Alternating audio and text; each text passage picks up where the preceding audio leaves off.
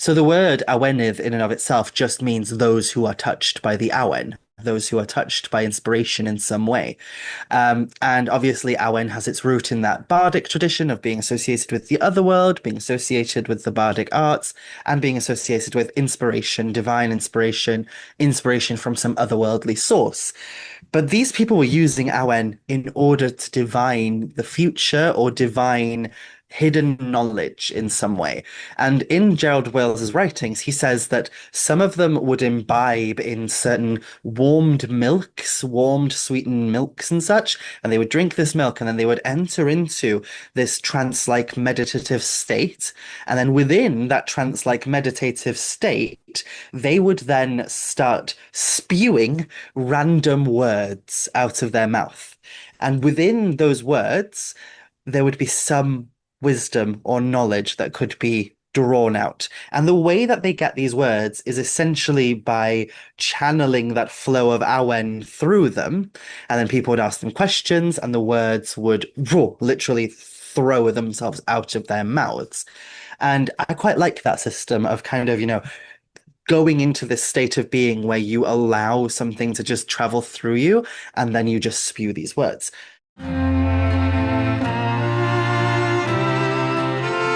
Welcome to Coffee and Divination, a podcast about the arts of obtaining hidden knowledge in changing times. Join me, Joanna Farrar, to chat with experts from around the world on tarot, runes, geomancy, and the many ways divination can help us navigate and plan our paths ahead. Today we are traveling once more, at least in spirit, to Wales. My guest for the show is Mhara Starling, a Welsh witch and Welsh speaker who was born and raised on the Isle of Anglesey. Her practice is rooted in the lore and land of Wales, and many of you will know her from her excellent books, Welsh Witchcraft and Welsh Fairies. I had the chance to meet Mhara for the first time at the Sacred Space Conference this past year, and I have been an admirer of her work for a while. It is very wonderful to welcome her to the show. In our conversation today, we focused a lot on the Welsh fairy traditions and how those interact with the practices of divination. We talked about that from both a historical perspective, but of course also how she works with the fairies today. And that gets into ethics and the nature of how we build relationships with spirits like them. It was wonderful to speak with Mhara, and I hope that you enjoy the conversation as much as I did. And of course, you can always share this episode with people that you think would be fascinated with the topics we cover. And if you can leave a 5-star review on Apple Podcasts or wherever you listen to this, it's very helpful for the show. You can also reach me if you want to talk divination or suggest future guests. You can find me on Instagram at Coffee and Divination. So for now, enjoy the show.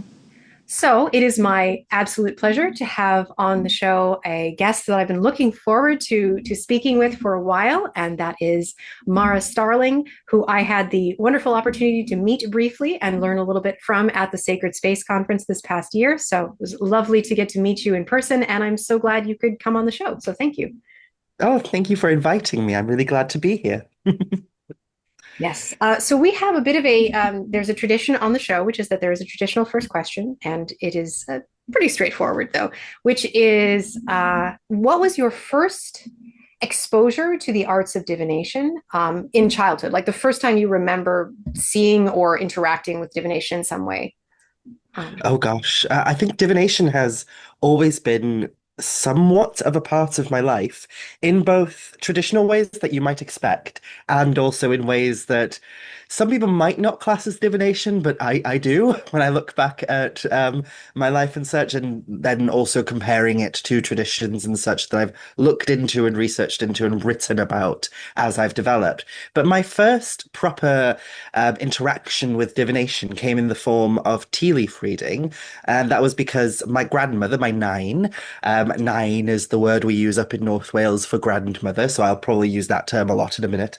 But my nine, she was a a avid tea leaf reader. She was known in her village. She lived in this tiny little, it's barely even a village. It's literally this smattering of houses along a main road on the Isle of Anglesey.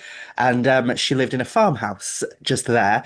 And she used to give people in the community tea leaf readings directly after they'd been to chapel, which always makes me laugh. The idea of these little old ladies who have just been in church, just, been praying to God and such, and then they gather up together in my nine's living room in order to read the tea leaves and understand what's coming for them.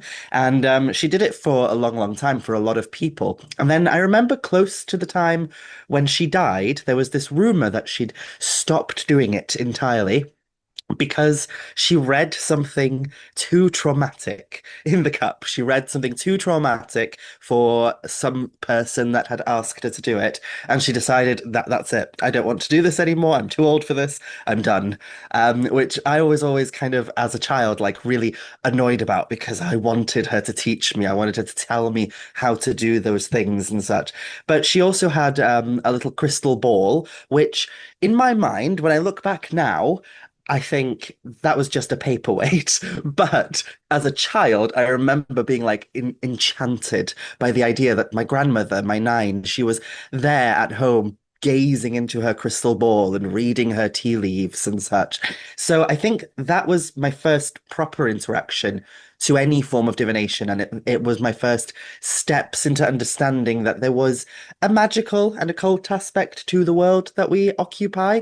But then the kind of out of pocket and a little bit insane answer that I would give is there was a strange tradition in my village, which when I grew up and I started reading into folk traditions, folklore, mythology, and such, I realized was part and package of a tradition that was extending beyond the confines of my little community, of my little village. But I love that this was a part of my upbringing, and that was a specific tradition that was associated with a particularly important night in our celebratory year, which was Norse Galan Gaeaf. So Norse Galan Gaeaf is kind of our native version of Samhain here in Wales. So Wales has a Celtic culture similar to Ireland and Scotland, but we're a Brythonic culture, so our language is a little different. So we don't celebrate Samhain, we celebrate Norse Galan Gaeaf, which translates to mean the eve of winter, the eve of winter.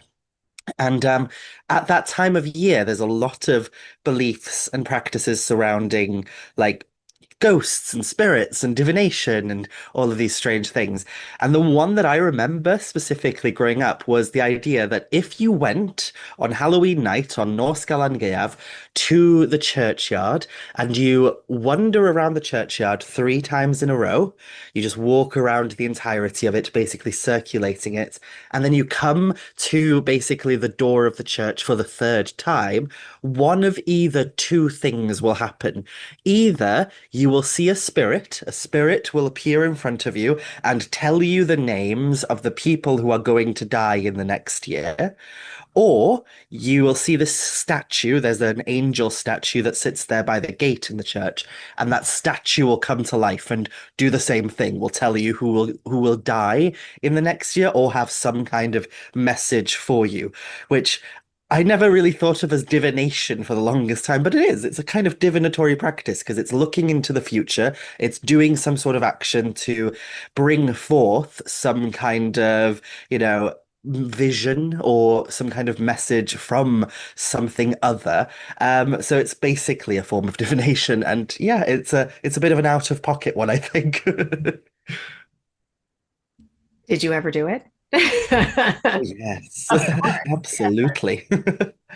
Yeah, I did it a few times. I remember a few of the times when I was very, very young, my friends chickened out and decided they didn't want to do it 3 times. So we'd sometimes do it like 1.5 times or maybe 2 times, and then we'd be like, no, no, no, we're going to go home now, actually. But there was one year we did it 3 times, and obviously, since I've grown up, I've done it a few times in my adulthood. But there was one time in my childhood that we did it 3 times, and I remember really vividly, we walked through the gate for the third time.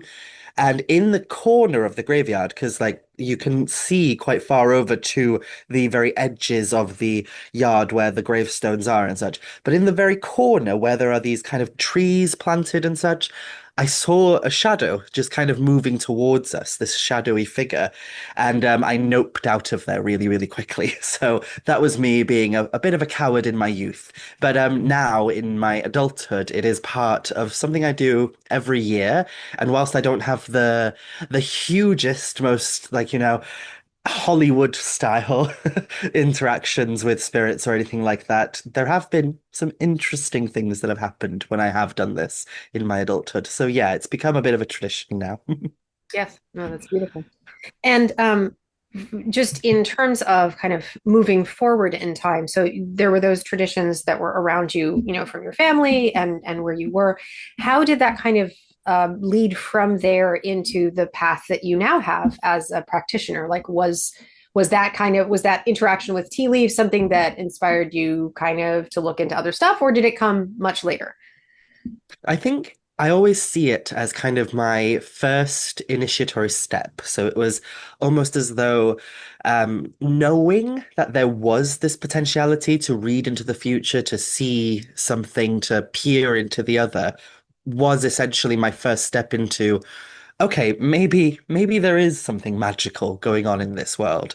And I remember when my grandmother, when she died, I was constantly looking for something that could help me connect to her, because she was kind of my one cheerleader in my family at the time. My mother, while I was growing up, was not in the best headspace. She was in a bit of a strange headspace, so she couldn't always be there for me in the way that she wished she could. She's told me that she wishes she could have been. My father, on the other hand, was completely like one of my biggest bullies when I was growing up, unfortunately, and he did not like me being who I am. But my grandmother was kind of stood there in the corner, constantly battling against these people in my family who made me feel broken. And she was one of the few people who made me feel like I'm not broken. So there was something about that magic behind her, that divinatory practice that she had and such, that I wanted to try and replicate after she died, so that I could feel her closer to me. And at that time, I was just entering into my teen years, so it was a very tumultuous time, very tempestuous time, and I was constantly like, being bullied, constantly feeling a bit low. And I remember, I think I found a little book on witchcraft in a charity shop, a secondhand shop, and that was the start of all of this for me because I found that book and I was like, oh, this is like my nine. This is the kind of stuff she did. And so I kind of glommed onto this book and I did so many of the spells and practices and built little altars and such like the book told me to do. And through that, I eventually found out that one of my former art teachers at school was apparently a witch, and I went and found her cottage and such, and went and asked her, "Are you a witch?" And turns out she was. And then she ended up being bestie buddies with a druid who also happened to be a drag queen, who also happened to be a death worker, who you know from a previous episode with Christopher Hughes. So yeah, I met Christopher, who was the chief of the Anglesey Druid Order, and that led me to a form of paganism that was specifically rooted in the native traditions of Wales, of the country that we're from. So it was kind of this constant unfolding, I suppose. Unfolding, is that a word? I think it is. It was this unfolding, this opening up where things just came to me very, very quickly, but they seemed to just throw me into this world of magic.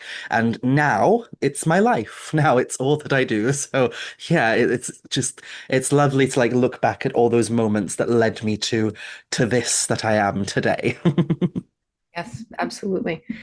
Yeah, those it's also interesting the art teachers and all those different the art teachers can be the gateways into witchcraft. There you go. So um in terms of your practice, there are, a number of books which are fantastic that I recommend highly. And I was very happy to get to hear you speak on your Welsh Fairies book as one example of that at Sacred Space.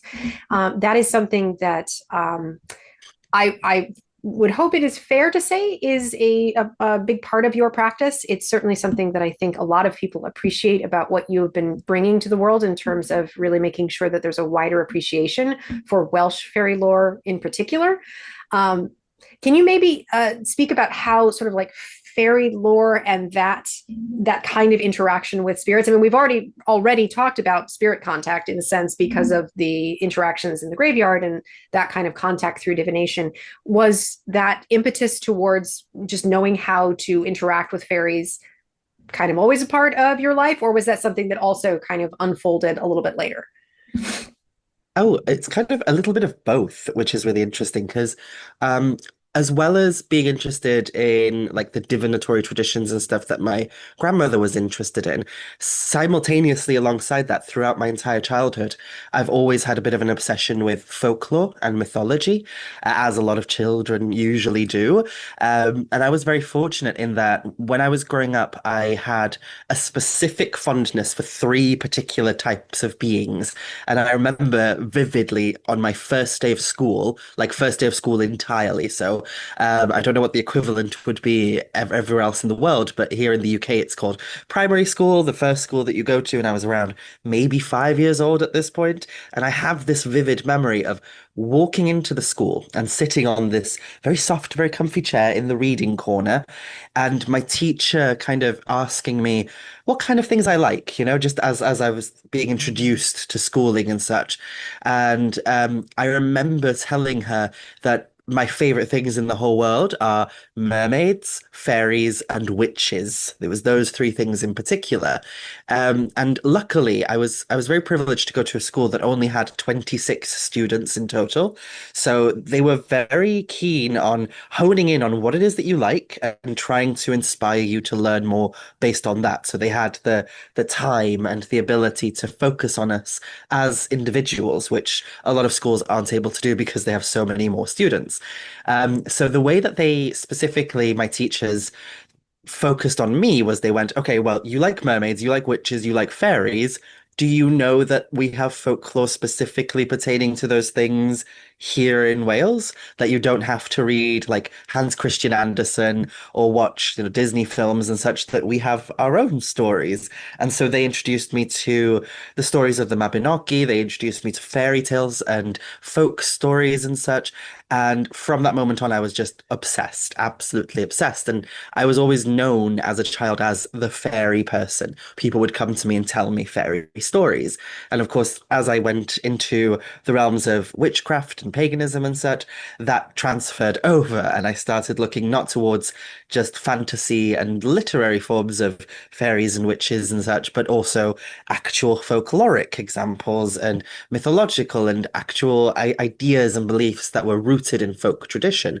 And I think it developed out of there because I had to, as always, as everybody has to do when it comes to fairies, I had to unpack the idea that they're not in folklore and in most folk traditions what we see on, say, films and in children's books. They're not these twinkly little sparkly things with gossamer wings and such. They're a very different kettle of fish to that entirely. So I had to kind of unlearn that idea and come to the more traditional view of fairies, especially within a specifically Welsh tradition. Fairies over here tend to be more otherworldly denizens, so people who have some association with the otherworld and such. And as I started kind of stepping into witchcraft, there was this desire I had to reach out to that world, to touch it slightly, which is interesting because when you go on to things like TikTok or YouTube or anything like that now, and you talk to anyone about fairies within the context of witchcraft or magic or anything like that, most people, they go into this almost frenzy of being like, you cannot do that. You cannot touch fairies with a 10-foot pole. Do not go near them. Do not interact with them. They will eat the flesh off your very bones, and then they will laugh in your face while you do it, while they do it. And I think that's a really interesting like tidbit of information about fairies in witchcraft spaces because having grown up constantly reading the folklore and looking into folk magic and such, It's a very different story in a traditional sense. So that's a big part of my book, my Welsh Fairies book, is kind of navigating the connections and the threads between magical practice and fairy belief, because they're much more connected than people like to think. And while it's true that from a historical point of view in the Celtic nations, in places like Wales, Ireland, Scotland, and such, there was this fear of fairies. There was this idea that we should kind of keep our distance and we should protect ourselves from their influence and such. That was predominantly for the common everyday people. Whereas magical practitioners had a very different interaction with fairies. It was almost expected that if you were a magical practitioner, you had to have some knowledge of fairies, or even better, you had to have a relationship with fairies. Because if you didn't, then you weren't a very proficient magical practitioner, and as such, you probably, weren't the best person to go to. And we have to remember that when we look at periods of time like the early modern period, so like the 1700s and such, when people used to actually go to magical specialists to help them in any kind of circumstance, whether it was to divine their future, to find lost objects, to curse their neighbor down the road because they did something nasty to them and such. The magical practitioner, they worked their magic as a trade. It was kind of like their job, their career. And there were other people in the community that would have also offered those services. So it was all like competition going on. So you had to be seen as the one that was most qualified and most competent to do this to help people. And one way, when we look at the historical record, when we look at the ways in which people practiced magic and put themselves out there, that people tried to persuade the public that they were more qualified than their peers, was by saying, well, I have a better relationship with the fairies. I walk with them on Tuesday and Thursday nights. They give me remedies, they give me ideas, they whisper wisdoms into my ear. I know how to call to them, I know how to work with them, and they help me in my work. Which, when you contrast that to the TikTok kind of, no, fairies are something you should not touch at all, it's really funny to think of that, that difference in approach. So I've always approached fairies from a place of respect and reverence and, being very, very cautious and careful of anything I do. But I'm not one of those people who is like, I will not touch fairies at all. And the way in which people usually worked with fairies in a more traditional sense was by usually building a relationship slowly over time. So that involves things like leaving offerings for them, calling to them, doing certain ritualistic activities that made you kind of call the attention of them, but then also protecting yourself from them so that whilst they know you are there, they cannot touch you, essentially. And then once that relationship had been established, the idea was that the fairy acted almost as a familiar spirit for the magical practitioner, that they could call to the fairies and give something to the fairies in return for them doing something for them. So this could be healing the sick. The fairies would like offer remedies and such to help heal the sick. And there's a huge connection between medicinal work here in Wales and fairy folklore. But it could also be things like finding lost objects. It could be divining the future and figuring out, what's going to happen to this person. Or it could be influencing somebody's, say, finances or something. So you'd perhaps go to the local cunning man or the local wise woman and you'd say, I want better luck with money, so can you do something for me? And they would go to the fairies and ask the fairies to bless your household so that you had a better intellect when it came to money and such. And all of these kind of activities and practices, we do have some of the kind of rituals and such that people carried out in order to connect with fairies in in written record. So I have incorporated some of it into my practice. I have altered it and made it work for me, especially when it comes to divinatory practices and such associated with it. There are specific practices associated with crystal gazing and such that are connected with the fairies.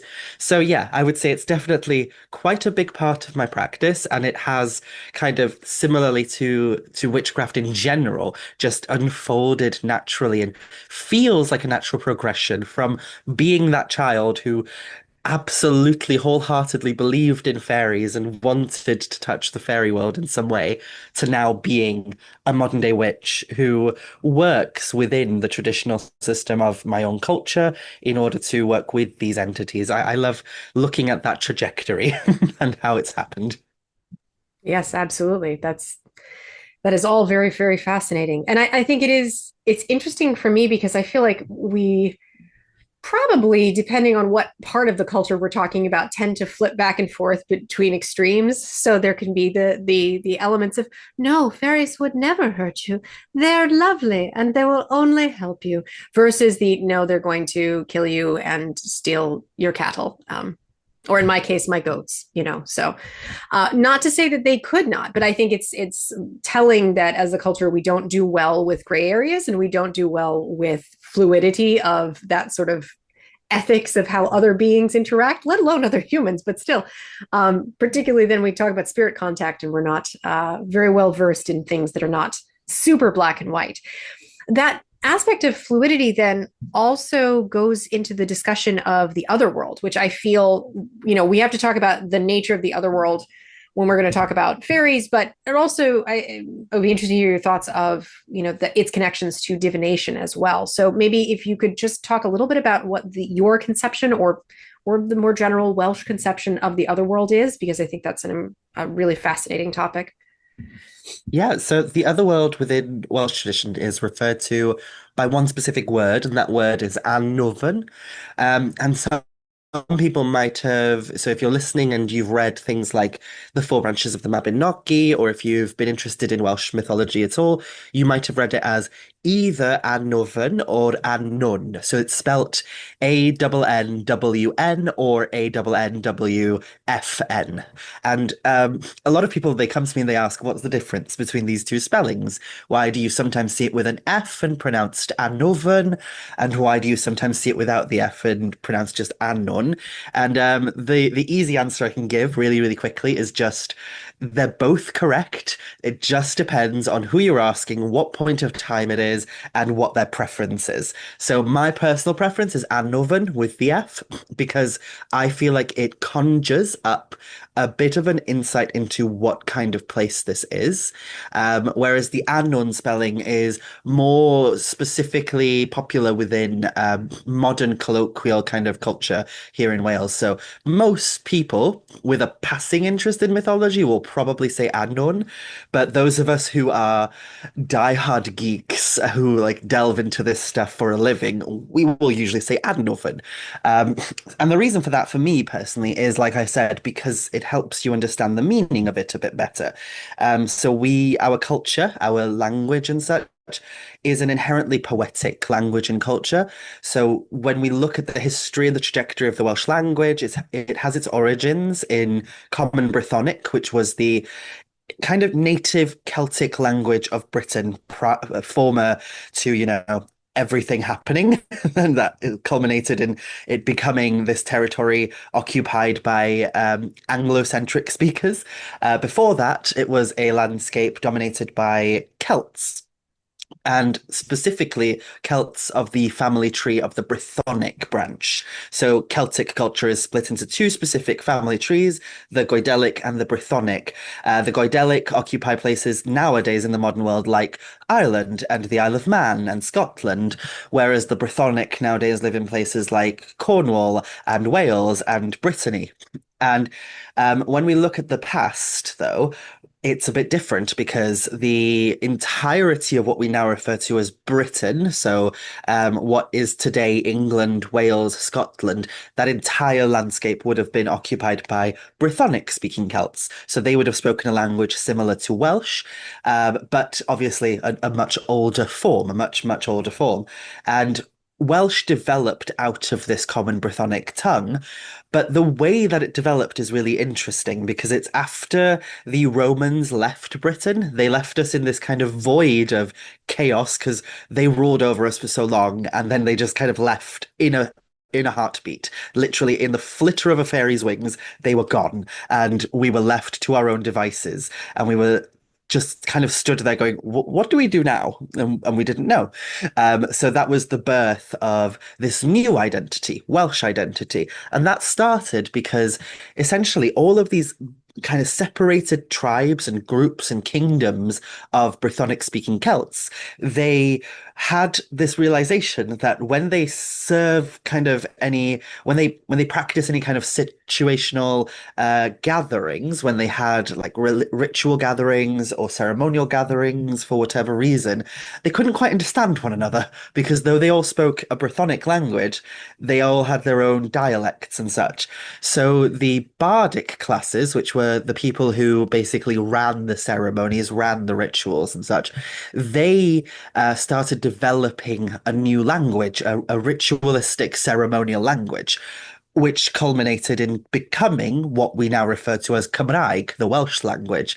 So our language literally has its origin in ritual ceremonial language used by bards, which within Welsh culture, the bard is synonymous with magic and magicians, essentially. So when people turn to you, or they do this to me a lot because I am a Welsh speaker, they'll go, Welsh, the Welsh language is the language of dragons. It's the language of mythology. It's the language of magic. And there are a few Welsh people who cringe at that, who are like, oh God, it's just our language, get over it. But me personally, because of my background in looking into mythology and all that, I go, actually, you're right. It is the language of magic. Literally, it was a ceremonial language literally constructed in order to be used in settings where magic was practiced, where ceremony was practiced. And because it was created by bards, by poetically inclined people, every single word within our language tells you a story. So there's layers to it. And the word for the other world, Annovan, tells you the story of what Annovan is. So Annovan is composed of two words put together, and the most likely etymology of the word is that it basically translates to mean the very depths of all things. So it is the very, very deep.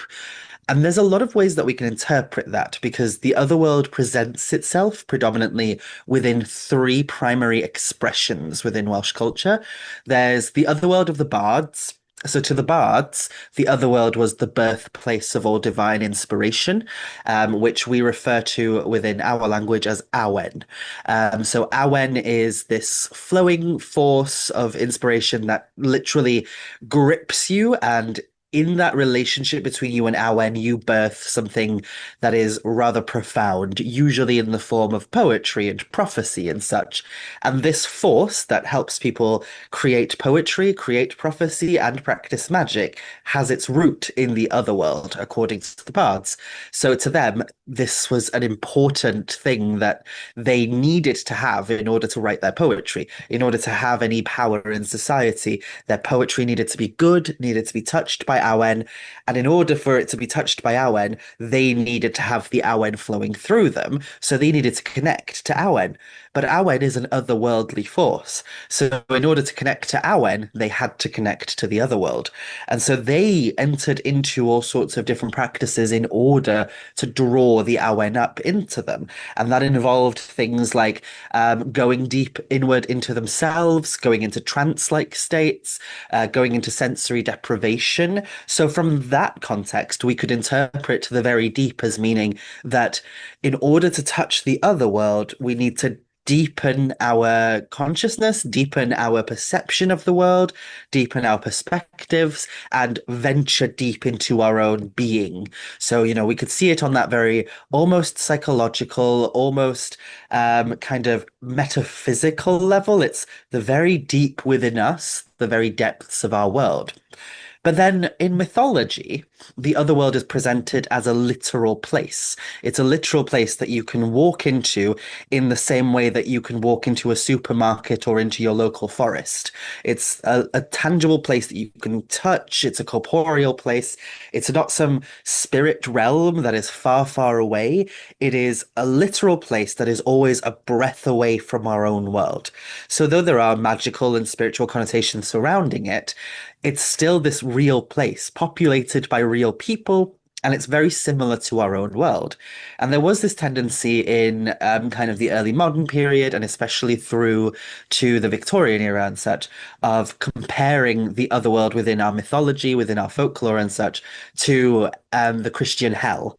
So there was this idea that there's this reality beyond our own, and it's not heaven, it's not the Christian heaven. So the only thing within their cosmology it must be then is hell, even though it doesn't fit that at all, because it's not a place of punishment, it's not a place of evil, it's not a place of darkness and decay.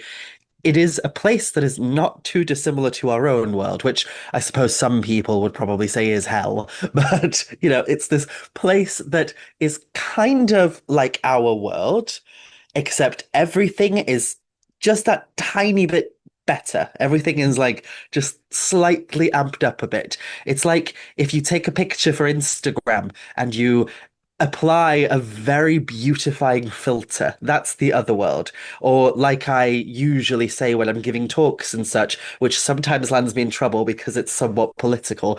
It's basically like if you had our world, but Donald Trump was never born. So it's basically like that. It's just a little bit better. Everything is that tiny smidgenest bit better. And because of that, some people in modern like spirituality and occultism and magic, they refer to it as almost this afterlife, this paradisical afterlife place. But that doesn't fit either. It's not the Christian hell. It's not a paradisical afterlife because though everything is slightly better, there is still death, there is still war, there is still like the strange trivialities that come with life. So it's not any of those things. It is something other, hence otherworld, otherworldly place. And sometimes in mythology, it's presented as like islands out to sea, but it's always this physical place that is like a breath away or like a world that exists in the corner of our eye. It's there, and we sometimes catch a glimpse of it. But for the most part, we're unaware that it's there, and it reflects our world like a mirror. So it is essentially like the world within the mirror kind of thing. So within that context, within the context of mythology, it is the deep in, again, this sense of like deepening into our own reality. The deeper you go and you scratch the surface of our reality, you see that kind of place that's in the corner of your eye that's just a breath away.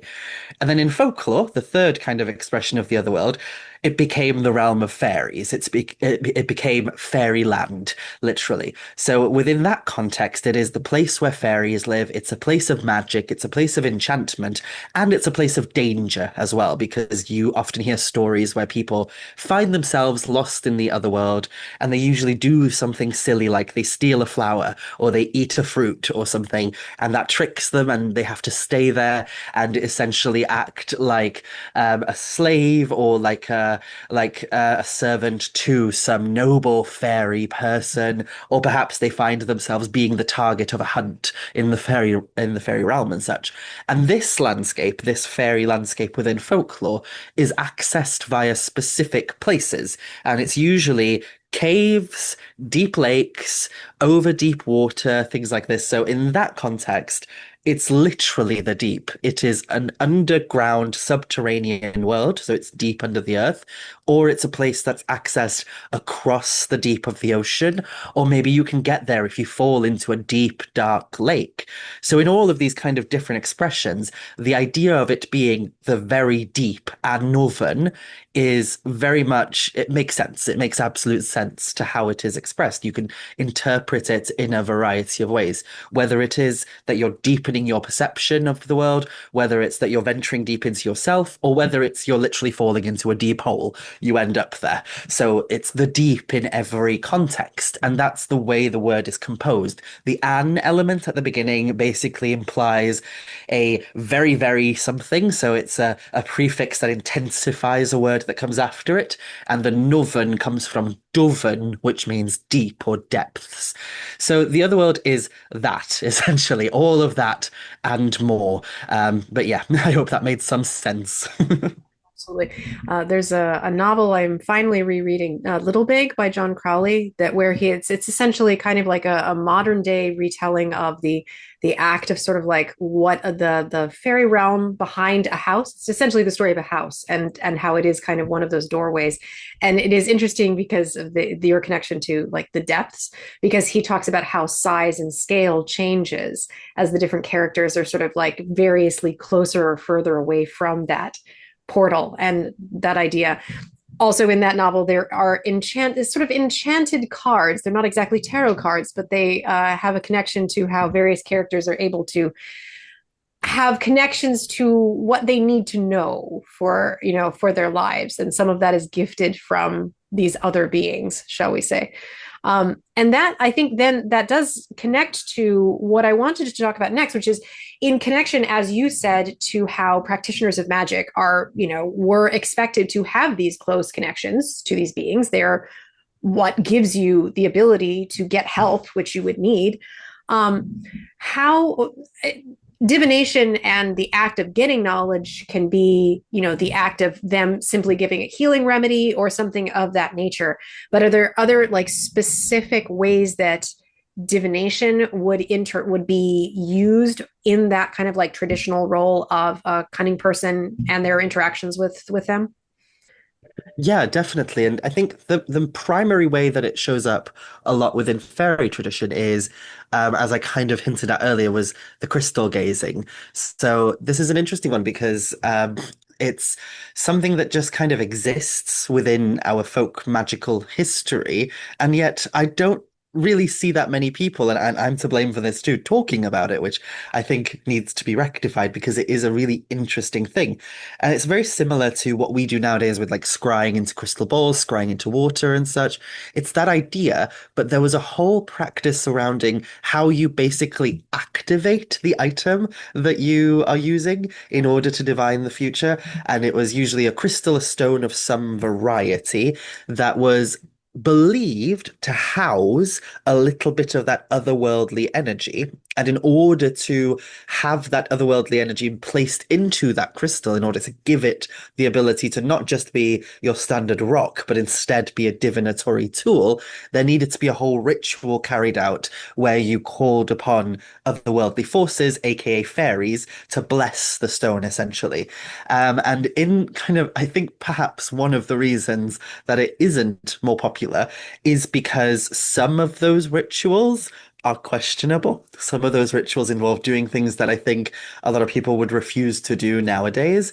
One of the kind of more PG versions was that you took the crystal and for 9 consecutive nights, 9 special nights over 9 different months, you bathe it in the blood of a very special hen that you would have sacrificed in order to do it. And it was usually like a very white hen that you would sacrifice. And that's interesting in and of itself because of the association we have with white animals and the other world. So within Welsh mythology and folklore, usually white animals herald the other world in some kind of way. They appear to people, they show up, and also in specifically mythology, in the first branch of the Mabinogi, when one of the characters is interacting with the forces of the other world, the first sign of the other world he sees is a white animal. It's a white hunting hound, but that white hunting hound has ears that are said to be blood red. And then later in like early modern folk magical traditions, we have this idea of basically making a very white hen bleed, making it red, basically, in order to kind of bring some of that otherworldly energy forth. And then, once you've done the bathing in the blood and such, then you have to carry out essentially a ceremonial style ritual to call the fairies forth, give them offerings and such, and they will essentially, sometimes in some versions, occupy the crystal. So they will literally live within it and be a familiar spirit, or other times they will bless the crystal so that it has the power to look into the future. So I've kind of created my own version of that, but rather than bathing it in the blood of a hen, I took the liberty of crafting my own version of the ritual, which was a little bit nicer, not involving killing things and such. So, as well as the association with like white animals and such, one big association that we have in folklore is specifically the association of fairies being linked to bodies of water. To specific bodies of water. So the primary way that you'll see this show up a lot in very popular kind of folklore and such is with the context of lakes. So lake maidens and all that. I think most people are aware of the concept of the Lady of the Lake, a woman who rises from the lake to give like King Arthur his sword and such. And a lot of that has its origins in our mythological traditions here in Wales. And we have stories of these women who rose from the depths of the lakes and offered some kind of, wisdom or magic to people. Sometimes it was in the form of riches and, wealth in the form of cows and such. But sometimes it was things like they offered insight into how to heal the sick with certain medicinal herbs and such. There's an entire body of mythology pertaining to how the Welsh received wisdom of how to heal the sick. And it's all to do with this idea that a fairy taught us, basically. When we go to the medieval period here in Wales, we had a really advanced system of medicinal herbal healing.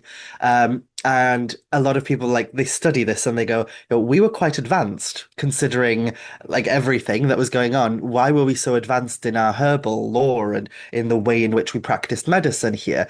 And there's still people to this day within certain scientific fields who study these remedies and these rituals that we had within this folk medicine that we had. And they go, they work. They actually do the job. They actually fully work. Like this plant mixed with this plant creates a kind of, anti-inflammatory that helps people in this situation. And in this book, it states that this is how to do it. And yes, there's some magical stuff that goes along with it, like having to recite a certain charm or something. But for the most part, the actual mixture works. And how did they have this knowledge, And obviously, we'll never know that, how we had the knowledge, probably through trial and error and such. But the mythopoetic history that we have within our culture, and one that I'm inclined to believe somewhat, is that a woman rose from the depths of the lake and taught these men specifically how to do this, and they became the physicians of Myddfai, so the physicians of a very specific part of Wales, and they then spread the knowledge across the land. So that's how we became really proficient herbal healers. So there's all those traditions, and they usually have this rooting, this anchor with this idea of fairies rising from certain bodies of water that are blessed or sacred to them. So what I did was I went and I rooted my kind of beginning of this practice to finding nine sacred places, nine sacred waterways that were associated with fairies. And I built a connection with those nine sacred places. The lucky thing is, I'm in an area where like folklore and magic is very prevalent, so I didn't have to go very far to find nine different ones. I didn't have to travel the breadth of the country. You can do it very, very easily within like 50 miles radius. So I found nine sacred waterways and I gathered nine different sacred waters after building a relationship with these places over a couple of years with some of them, but months with others. And then instead of bathing in the blood of a hen, I bathed the crystal in the water, the specific sacred waters, and then carried out the ritual and utilized it. So I have a couple of gazing crystals now that I use and I think are rather good at helping me in that context. So I think the ritual has worked without me having to slaughter a hen. Luckily. So yeah, there are traditions like that. The idea of, the fairies offering kind of a way of blessing or activating divinatory tools. There are also the idea that fairies act as literal familiar spirits and give you the information and such. So yeah, they do show up sometimes in those divinatory traditions. Yeah, absolutely. That is really beautiful to hear how you have adapted that. And there's a couple of questions that immediately occur to me off of that. One is it's interesting because when we're talking about fairies having a dual nature, right? So they're not necessarily going to always be helpful or always be harmful. I mean, everything is context dependent, relationship dependent. As you mentioned, some of those waters that you were going to involve in that ceremony, you had years of experience with, others months of experience. But either way, you had built a relationship. It was not just show up, take water, leave. Um, uh, but in that context, then that also gets into the idea that if you're going to work with a spirit for divinatory knowledge, in ceremonial grimoire tradition, there'll be the idea, which I don't necessarily do, but the idea of like testing a spirit. And to me, that relationship building kind of speaks to making sure that whoever you're working with is not going to just mess with you, if you know what I mean. And so, how would you kind of think about that idea of making sure that if you're going to do this divinatory work, you're working with spirits that are going to be more on the that end of the helpful side? I think for me personally, a big part of that was when I was doing like I mentioned, the all the preparatory work of, building relationship with these places, that did act as the kind of time when I was trying to figure out whether this was going to work or not. So it offers you a time to obviously connect with the landscapes and connect with the spirits of those places specifically, but it also offers you time to kind of, get a gist, get a vibe of what's going on with those areas of those spirits in particular. And there were certain occasions every now and then where I would be building a relationship with a particular place, and something like sometimes even 3 months into building a relationship with that place, something in me would go, no, no, no, no, this is not it. I think I need to find an alternative to this place. And I would go, yeah, that's not going to work for us. And sometimes it is just, that almost intuitive feeling of no. But sometimes it is, in the little signs. So there was one particular lake that I really had a strong want to have a relationship with because it was one that was the closest lake to where I grew up. But every single time I tried to go there in order to build this relationship, things would go wrong. Things would constantly go wrong. From little things, like it would be really, really stormy and the weather just wouldn't be a comfortable weather to walk over there, to really intense things like falling in ditches and twisting my ankle to the point where I was like hobbling back in pain and such. And after about, I think, 4 or 5 times of things just going dramatically wrong, I was like, something's not right about this, which I was devastated about because, like I said, it was one of my most local lakes. And whilst it didn't have as strong of a connection to fairy tradition and stuff, I wanted to have some kind of, incorporation of my locale, of my very, very near locale, rather than just places that were, quite a trek away from me and such.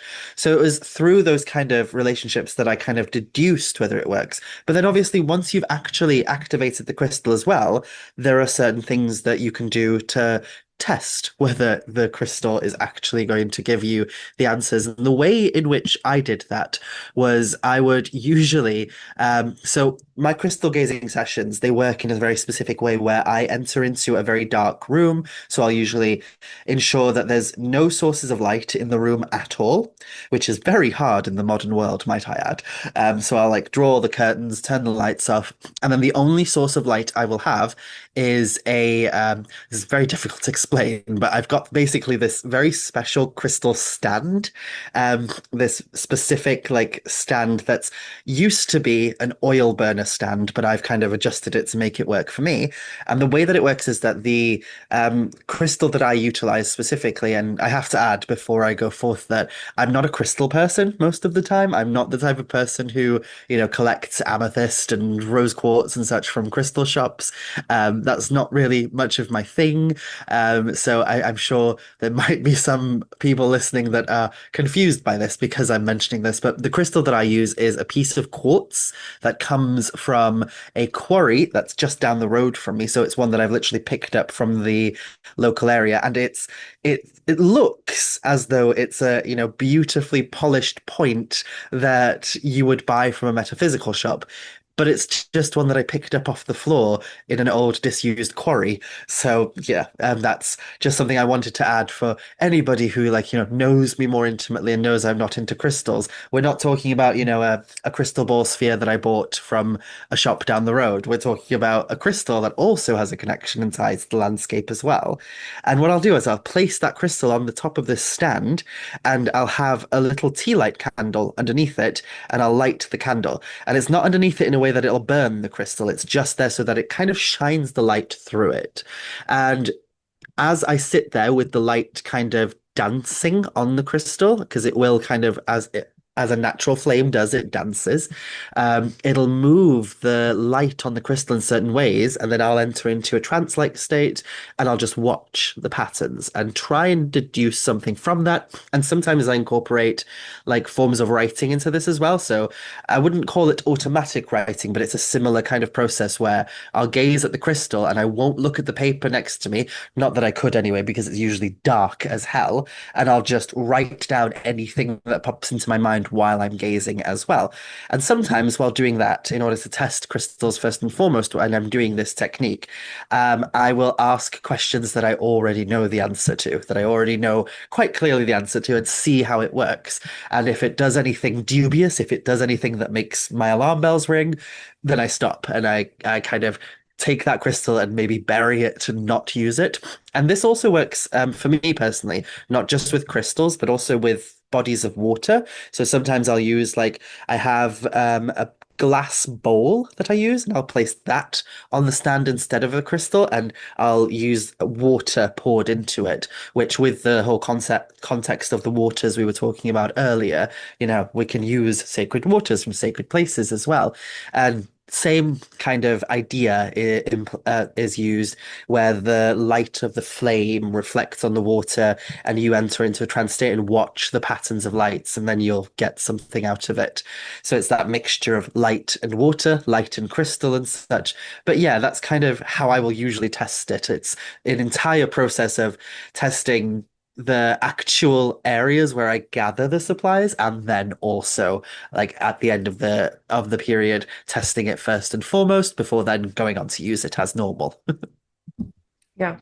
No, and I think that's a really important reminder or emphasis on the fact that, when people are sometimes thinking about this stuff, especially if you're new to it, it can be um, tempting to look for something that is more dramatic in terms of whether something is right or wrong for your connection. And sometimes it's like, no, the weather just kept being crappy, or I keep tripping every time I get out of the car when I try to stop at this site. And not to say that you can't just, be clumsy one day, because, I am, but it also can, if a pattern builds up, be the kinds of things that we need to notice. So is there anything more about that concept of noticing? Because I think that ties into conceptions of divination from the context of omen watching and paying attention to patterns in nature, quote unquote, but that nature also involves humans and us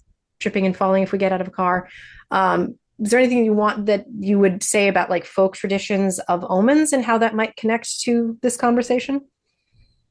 Yeah, so a big thing that kind of shows up in our folklore and such is usually to do with the presence of animals and things like that. So some of this comes from kind of a very traditional rooting where, you can read this stuff in folklore books from as far back as folklore books were being written, where it's little things like the appearance of a bee at this time of year, or, the appearance of a pig sometimes in your view, if it's connected with this particular event, can mean this or that. And I'm mentioning pigs because pigs within Welsh mythology are connected with fairies. They are literal fairy beings. But we also have a lot of weird divination and folkloric beliefs surrounding pigs that kind of continued well into basically the modern era, which kind of gives them that magical quality. So there are certain ideas built into the very folkloric tradition of our culture, which I'm aware of, usually to do with birds, animals, insects, and such. But you have to also kind of use a little bit of realism as well as you do that, and not just assume that every single animal is a sign from the gods or whatever. But at the same time, I was also trained, I suppose, is a word that I would use there, or at least taught from mentors and such growing up, that if you enter into a almost ritual-like state of being, when you have a sole purpose in mind to go and do something like what we were talking about, going to collect these waters, going to connect to these places beforehand and such. I was always taught that when you enter into that almost ritual mindset, nothing is random. Absolutely nothing is random. So whilst, in everyday life, when you're walking to the supermarket to buy a pint of milk, some things will stand out and you'll think, oh, did that mean something? But you have to kind of take it with a pinch of salt because, it could just be random. It's just a random thing. But when you are specifically entering into that ritual mindset of, I have this specific task that is magical in nature, that is metaphysical in its nature, that is other in its nature, and I'm going to go and do that, and I'm going to carry out this thing in a very specific and concise way. I think sometimes there is something in me that pays higher attention to what's going on around me.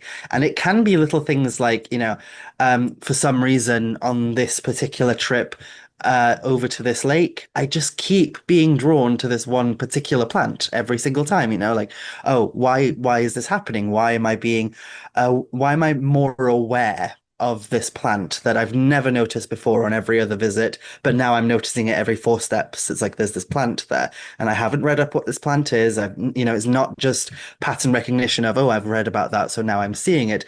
It's just this case of this is popping up and this is showing up in my mind so much now. Why? Or, the idea of walking towards the lake and constantly hearing the caw of a crow or something, and it's like, oh, okay. Is this saying something right now? So it's not being, delusional and just assigning signs to every single little thing we see, which I do know some people who are like that, who will assign a sign to everything. But it's paying attention to those things. And we have a particular fondness within our culture of the number three and multiples of three. So for me personally, the way that I will usually kind of test whether something is a sign or not is I will check whether or not it's happened multiple times. And if it is happening multiple times, can I assign it to a multiple of three? Like, has this specific plant been kind of at the forefront of my mind 3 times, 6 times, 9 times this trip? Have I seen 9 different plants? Has this bird that keeps showing up like flown across my path 3 times in a row? So it's those kind of little ways that I kind of deduce it. And it's rooted in those kind of traditional beliefs, but also rooted in the teaching that I had growing up and knowing certain witches, certain practitioners, and them teaching me that, yes, sometimes things are random, but when you are in that ritual mindset, maybe pay a bit closer attention. Absolutely. Yes. Yeah. And having a framework for that, I think, is also very, very helpful in making sure that it doesn't go overboard, which it could. And that is a very, very important reminder that we need those frameworks for a reason. When it comes to how you incorporate divination into magical practice, are there things that, I mean, you have obviously mentioned scrying is a big part of your practice, and that is a form of sort of sensory deprivation practice. Are there other forms of divination that you do regularly that are, how should I say, more inspired prophecy, or just, other forms that you would like to talk about that you specialize in, shall we say? Oh gosh, specializing would be a big word. Whether I'm any good at it is completely up to debate, but there are a few things that I love doing. There's the obvious, like more kind of, modern ones and such that I love. I love tarot. I love playing with the tarot. I love, as I've mentioned, scrying and such. But specifically, the things that I enjoy the most are more ecstatic forms of divination, where, like I'm saying, going into sensory deprivation, going into a trance-like state, and kind of pulling things out of the depths, so to speak. And I'm really inspired, in particular, by a specific aspect of our culture that has its origins at least as far back as the 11th century, but that's just when we have the first written record of this being carried out. And that's the practice of a particular group of people that were referred to in these earliest texts as awenyddion.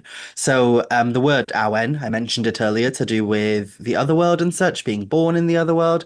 But there is a term that shows up in an 11th century text in kind of a travel log that was written in the 11th century by Gerald of Wales, called The Itinerary Through Wales. And he mentions that across Wales, as he was traveling through the country in the 11th century, he came across a variety of these people who classed themselves as awenyddion. So awenyddion is the plural, the singular would be awenydd.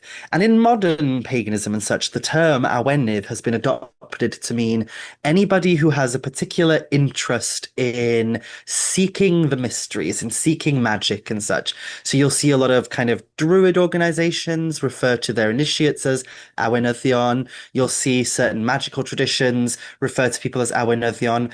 But the origin of the word, in the written record at the very least, tells us that these were a specific type of divinatory practitioner. And Gerald of Wales, he writes about how people would approach these awenyddion and they would ask them for some kind of clarity or guidance in their life.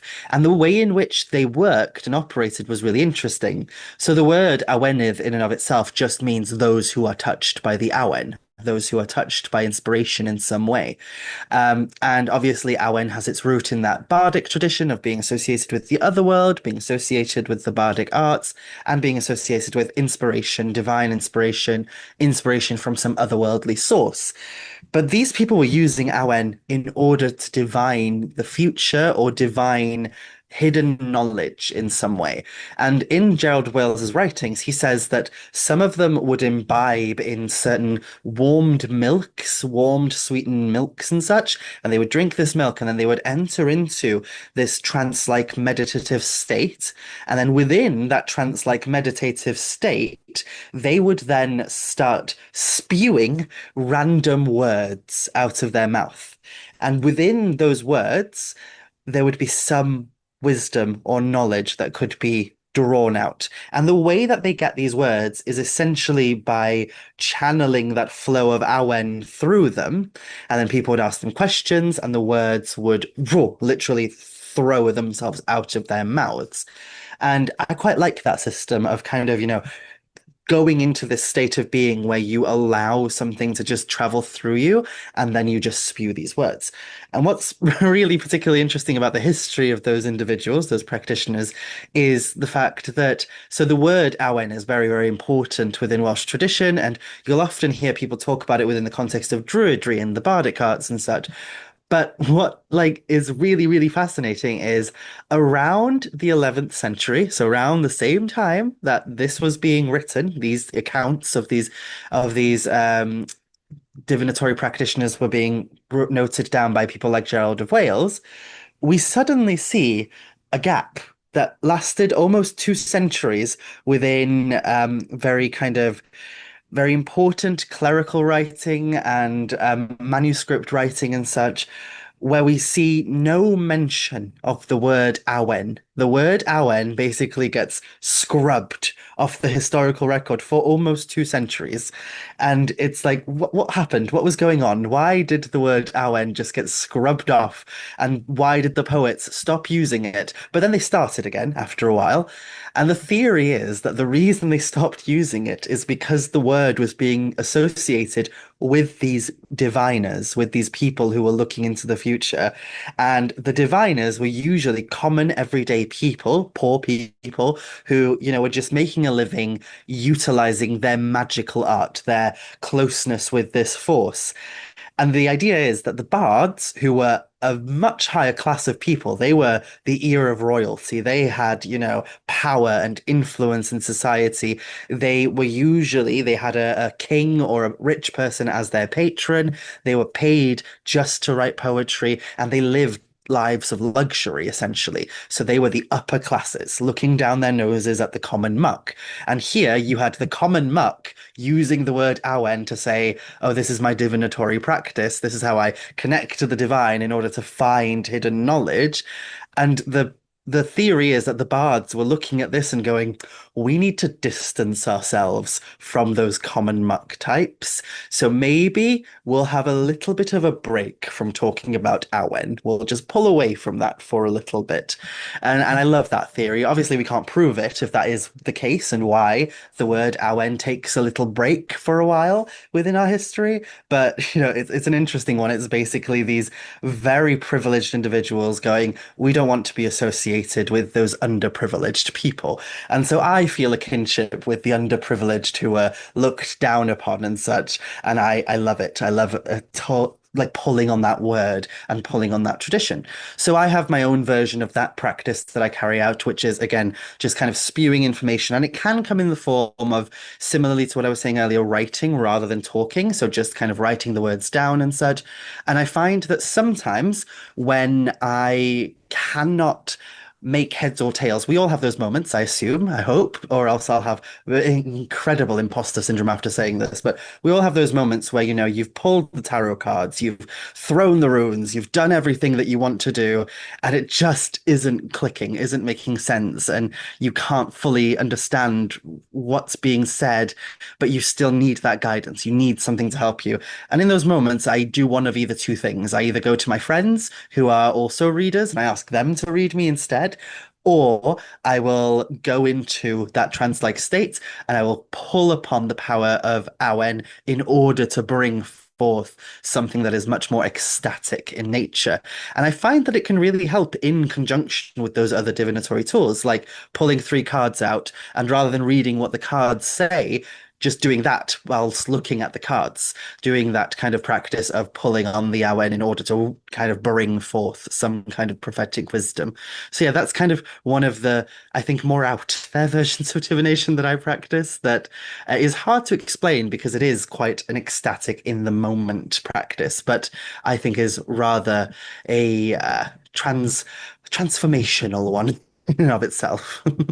Yes, absolutely. That's really fascinating to hear about. I practice a form of trance divination that is more from the Hellenic background, more similar to like Delphi, and that ties into my next question, which I'm really curious with the form of trance practice that I am more familiar with because it comes from more of a Greek Hellenic context. The deities that are associated for me are Apollo, but then there's Dionysus, there's Zeus, there's other gods, even though Dionysus is not known enough for divination, in my opinion. He needs to be. But anyway, are there particular spirits that when you are doing that form of trance practice, is that something where you feel that it is still sort of like fairy aid in connecting with Awen? Is it just straight connection with Awen?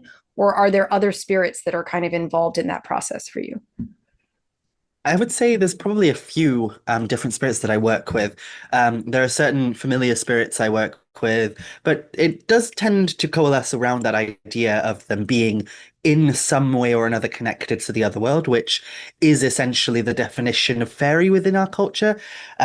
Essentially, fairy, Tylwyth Teg, as we say in Welsh, it just means people who come from the other world or people who are otherworldly in their nature and such. So a lot of these spirits that I work with within a divinatory sense definitely are connected to that otherworldly force because of the closeness between the otherworld forces of Awen and all of these kind of liminal forces that awaken the other within us as well. When I look at particular deities associated in my own practice, ones that I associate with divination, there are particular ones that are obviously quite associated with the other world and fairies. So the most obvious one there is Gwyn ap Nudd. Gwyn ap Nudd is our king of fairy, essentially. He is the king of fairy. He's the threshold between our world and the other world. He's sometimes referred to in more modern traditions as the guardian of the mound, and that whole epithet of him comes from the idea that the ancient burial mounds, burial chambers, were believed to be the hollow hills that the fair folk danced up on and lived within and such. So he's kind of the guardian of the mound, the one who stands between our world and the next world. So he is very much part of that idea of kind of parting the barriers that might stop us from being able to perceive the other world. And I'm being very careful there because the language that is usually used there is things like, lifting the veil and all of this stuff. But there is like a belief somewhat within our tradition that it is possible that the other world is essentially shrouded from us, not because there's a veil that divides us or because it's completely separate to our world, but because of our kind of stubbornness as humans to kind of perceive anything beyond the physical, beyond the manifest. So essentially, spirits like Gwyn ap Nudd, they act as these transitionary figures that lift those barriers, that help you to peer better through the illusions of everyday life and such so that you can connect to that stuff. So Gwyn ap Nudd is very much that to me. Then there's characters like Taliesin. So Taliesin is essentially an entity that I work with when wanting to work within the specific realms of things like prophecy and divination through poetry. So I've spoken a little bit about how I will sometimes write things down as a form of divination. And what I'll sometimes do then is once like the information has been written down in a very kind of ecstatic way, in a very natural way, I will then take those papers with the strange words and the strange writings and the strange symbols that I've written on it during my sessions, and I'll turn them into poetry, so that it kind of flows better and I can get some kind of reading out of it. And that's because poetry is really associated with the other world, with our devotion here in Wales. It's one of the arts that we like value the most, is poetry. So I will sometimes call upon Taliesin to help me kind of make sense of the weirdness that I've written down during these ecstatic sessions and compose it into a poem that makes more sense, that makes kind of more of a defined message for that session in particular. So Taliesin, who is the greatest bard, the greatest prophet, the greatest like magical person within our mythology and such, he's the one who is touched by the Awen. His name means the radiant brow because his brow shines with the power of the Awen and such. And he was born from the womb of the witch goddess Ceridwen. So then Ceridwen is also another one that I turn to. Ceridwen is the goddess of witchcraft. She's the goddess of inspiration. She's associated with magic. And in particular, in certain manuscripts and such, they very clearly lay out that Ceridwen is learned in the three magical arts, and one of which is divination. So it's divination, magic, and witchcraft. So there's a specific kind of difference there between witchcraft and magic, or witchcraft and sorcery, sometimes it's labeled as. So it's those are the three primary magical arts here in Wales is sorcery, witchcraft, and divination specifically. So because she is said to be a mistress of divination, I will call to her when I'm doing pretty much any divinatory work in order to help me connect to those things. But yeah, then also Tylwyth Teg, fairy, any of those energies as well. Yes, absolutely. In as we are moving towards the close of this interview, I always like to have time and kind of ask if there are things that because I feel like sometimes there are things we find ourselves sort of repeating or things that we feel like we need to say more to people. And so I was wondering if there's any, like pieces of advice or, something that you want to share with people that you think is particularly necessary or helpful right now. Oh, do you just mean in general, like in or specific? Anything, quite honestly, it could be anything. I am really very interested in hearing kind of any thoughts you have on that you want to share with people that are listening. So it's almost interesting that you ask this because I just this very afternoon have been talking a lot about one particular lesson that keeps rearing its head for me over and over again in my life. And I think it's a lesson that a lot of people could hear.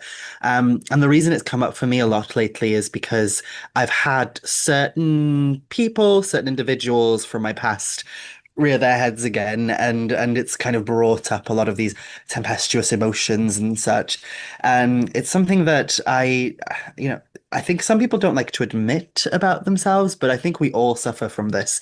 And it's the struggle that I personally have with the way in which other people in this world, especially those that we either are supposed to love or supposed to have some kind of connection or relationship with for whatever reason, the way in which they think about you and they see you, and the absolute grief that can strike you when they do not see you for who you are and they instead see you as a almost demonized version of you. They see you as the villain in their story and such.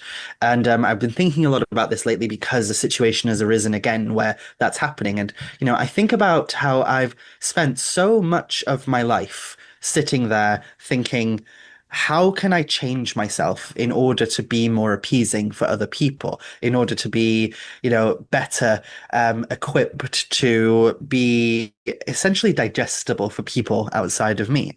How can I alter myself, diminish myself, make myself fit in boxes that other people need me to be in order for them to accept me, to like me, to, have any kind of respect for me and such. And I think I've finally grown to a place now where I'm starting finally to not have that desire as much.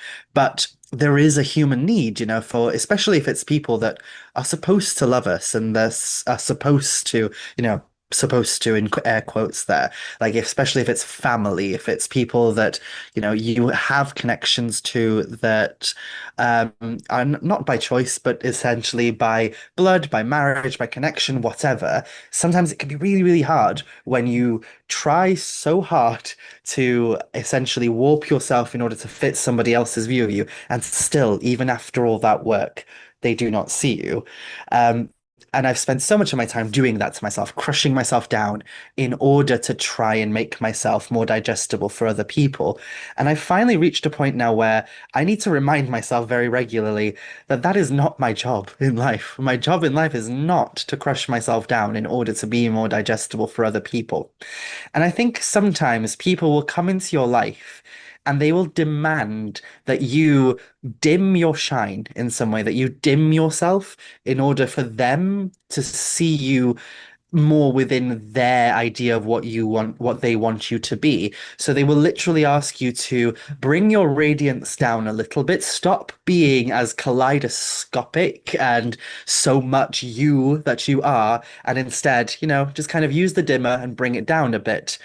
But I think the message that I love, love, love, love to put forth is actually that's not your problem. Like, that's not your problem if you are too bright for some of these people. If your light is too much for some of those people, people don't ask the sun to dim themselves. If they want you to dim your shine, then what they need to realize is no, in actuality, they need to buy a pair of sunglasses or they need to go stand in the shade for a little bit.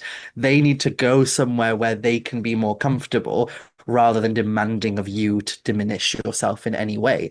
And there's a lot of things that have been happening in the last few months that have just constantly been hammering that message through to me that you will only harm yourself by constantly dimming your shine for those people. Because no matter how much you dim yourself, you will always be too bright for them. You will always, always, always until there is nothing of you left. So don't let it get to that point where there is nothing of you left.